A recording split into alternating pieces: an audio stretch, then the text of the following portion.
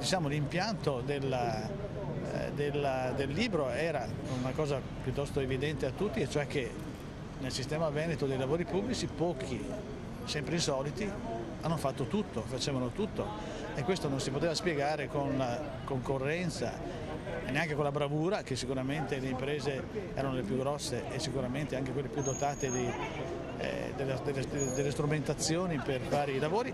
Si spiegava solo con una evidente collusione con il potere politico.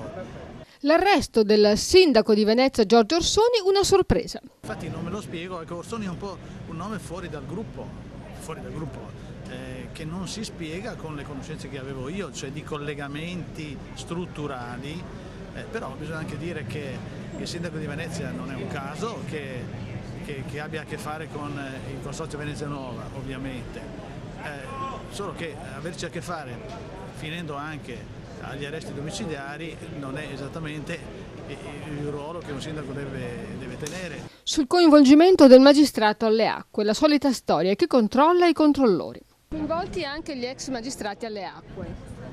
E lì è piuttosto semplice, perché il magistrato alle acque doveva fare i controlli e invece si è fatto controllare.